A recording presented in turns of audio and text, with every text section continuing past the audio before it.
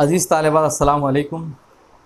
आज का जो हमारा ग्रामर का सबक है वो है फ़ेलुल अम्र, यानी ऐसा फ़ेल जिसमें किसी काम को करने का हुक्म दिया जाए उसे फ़ेलुल अम्र कहते हैं।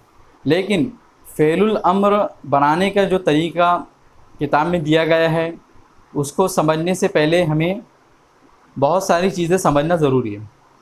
सबसे पहले तो हमें समझना होगा कि फ़ेल माज़ी कैसे होता है, फ़ेल मुज़ारे कैसा होता है। यानी फ़ेल माज़ी मतलब पास्ट टेंस, मुज़ारे प्रेजेंट और फ्यूचर, हाल और मुस्तक़बिल दोनों को मुज़ारे कहते हैं। वो कैसे होता है और उसके अंदर अलग अलग फ़ेल की शक्लें कैसी आती है, फॉर्म कैसे आते हैं। मिसाल के तौर पे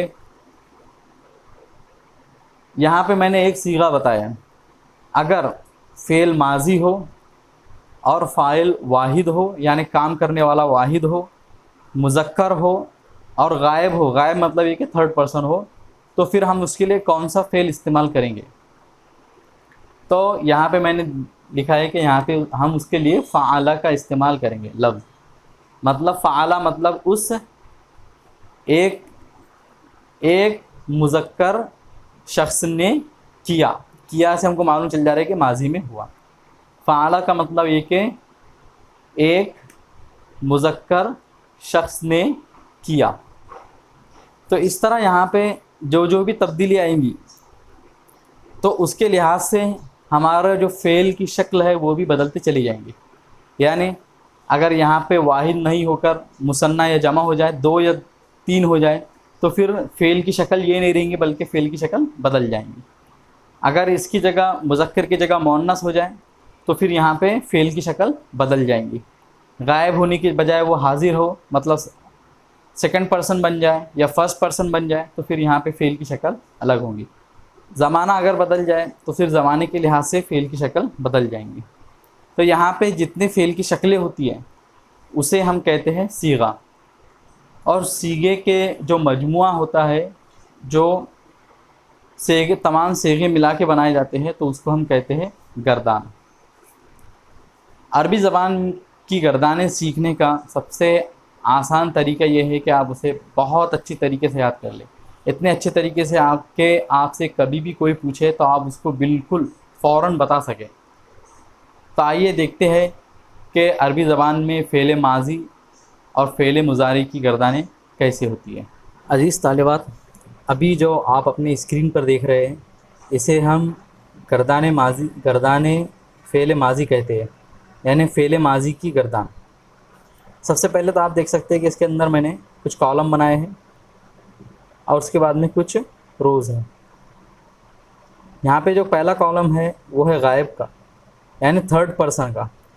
थर्ड पर्सन में दो हिस्से करेंगे, मुज़क्कर और मुअन्नस। इसके बाद में हाजिर मतलब सेकंड पर्सन, उसमें भी दो हिस्से होंगे, मुज़क्कर और मुअन्नस। और नंबर 3 है मुतकल्लिम, यानी फर्स्ट पर्सन। मुतकल्लिम कहते हैं बात करने वाले को।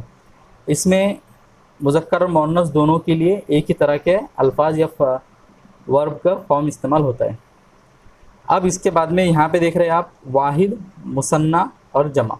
वाहिद का मतलब ये है कि एक, मुसन्ना का मतलब दो और जमा का मतलब तीन या तीन से ज़ायद। तो अब हम इसे किस तरह समझेंगे, तो सबसे पहले आप देखिए कि वाहिद, गायब, मुज़क्कर के लिए कौन सा लफ्ज़ इस्तेमाल हुआ है, फ़आला।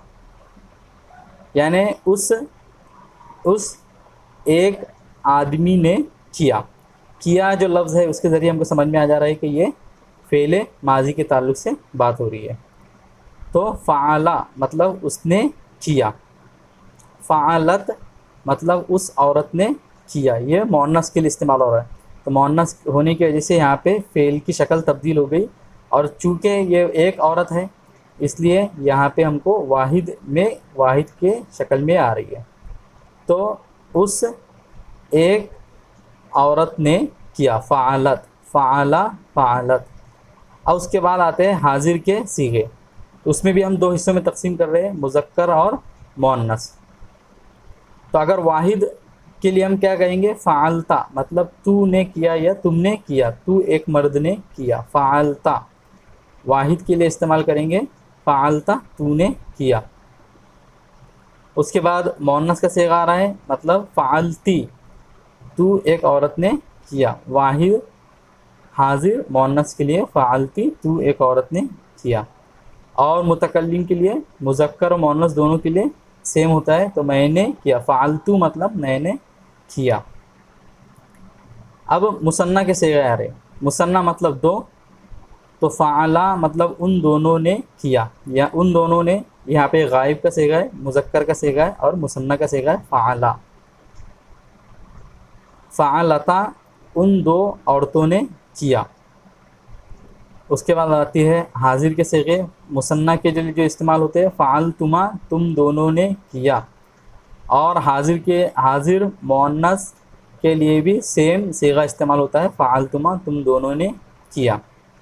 और मुतकल्लिम के लिए जो इस्तेमाल होगा कि फ़अलना हम दोनों ने किया। मुसन्ना मुतकल्लिम के लिए जो इस्तेमाल होगा वो है फ़अलना हम दोनों ने किया। अब आते हैं, देखते हैं कि जमा के लिए कौन से सीगे इस्तेमाल होते हैं। तो सबसे पहले गाय मुज़क्कर जमा के लिए जो इस्तेमाल होंगे वो है फ़अलू उन सब मर्दों ने किया। उसके बाद है जमा गाय मुअन्नस के लिए इस्तेमाल होगा फ़अलना उन सब औरतों ने किया। और उसके बाद हम हाजिर के सीगे देखते हैं। हाजिर मुज़क्कर जमा के लिए जो लफ्ज़ इस्तेमाल होता है वो है फ़अलतुम तुम सब मर्दों ने किया। उसके बाद हाजिर मुअन्नस जमा के लिए जो सीगा इस्तेमाल होता है वो है फ़अलतुन्ना तुम सब औरतों ने किया। मुतकल्लिम के लिए जो इस्तेमाल होगा, मुतकल्लिम जमा के लिए फ़अलना हम सब ने किया। यहाँ पे समझाने का मकसद क्या है, इसका सिर्फ एक ही मकसद है कि अरबी में जितने भी फ़ेल बनेंगे, यानी फ़ेल माजी की जितने भी शक्लें बन सकती है तो वो इसी तरह से होंगी। जैसे यहाँ पे मैं एक लफ्ज़ लिख रहा हूँ फ़तहा। जो लफ्ज़ फ़तहा है तो वो बिल्कुल फ़अला की तरह है। यहाँ पे मैं एक अल्फाज उनके अलग अलग करके लिखूँ तो आपको और अच्छे से समझ में आ जाएगा। फ़तहा फ़अला, यहाँ पे आप देख सकते हैं कि फ़तहा फ़अला की बिल्कुल एग्जैक्ट कॉपी है, बस अल्फाज अलग अलग हैं। अब यहाँ फ़तहा का मतलब होता है उसने खोला। अब हम फ़तहा के जितने भी सीगे बनाना चाहते हैं तो हम इनके वज़न पर या बिल्कुल इन्हीं की तरह बना सकते हैं। अब अगर हम देखेंगे कि मुअन्नस का सीगा क्या होगा, तो यहाँ पे हमारे सामने है फ़तहा तो फ़अला। अब फ़अलत की तरह पे कैसे बनाएंगे, तो फ़तहत।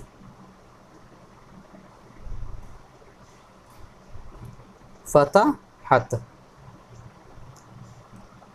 अब यहाँ पे हम सब ने किया फ़अलना, तो इसके वज़न पे कैसे बनाना है, तो जो फ़े ते है हमें उसे फ़े ऐन और लाम की जगह पे रख देना है।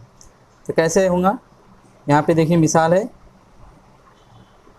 फ़अलना तो फ़तहना, फ़तहना हो जाएगा। एक और मिसाल लेते हैं। फ़तहा का मतलब होता है खोलना, और अकला, अकला मतलब उसने खाया। अब अकला आप देखेंगे बिल्कुल फ़अला की तरह है, फ़अला के वज़न पर ही आ रहा है। अब यहाँ पे हम एक मिसाल इससे बनाते हैं फ़अलतुम, तो फ़ा की जगह पे हमको हमज़ा रखना है, ऐन की जगह पे काफ रखना है और लाम की जगह पे लाम रखना है। फ़अलतुम अकल तुम, अकला का मतलब उसने खाया, अकल तुम सब मर्दों ने खाया। अब तुम सब औरतों ने खाया, फ़अलतुन्ना तो हो जाएगा अकल तुन्ना। क्यों, हम यहाँ पे फ़े की जगह पे हमज़ा रख रहे हैं, आइन की जगह पे काफ रख रहे हैं, लाम की जगह पे लाम रख रहे हैं, और उसके बाद जो चीज़ें आगे आ रही है बिल्कुल एग्जैक्टली उसी तरह यहाँ पे हमको रख देना है। मुझे उम्मीद है कि आपको फ़ेल माजी की गर्दान समझ में आ गई होंगी।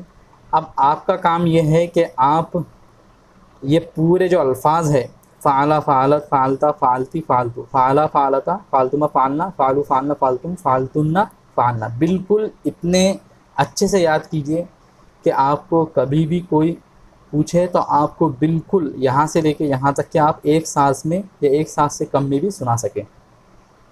क्यों याद करना ज़्यादा अच्छा है? हमको पहाड़े याद कराई जाती है, मिसाल के तौर में बता रहा हूँ, हमको पहाड़े याद कराई जाती है।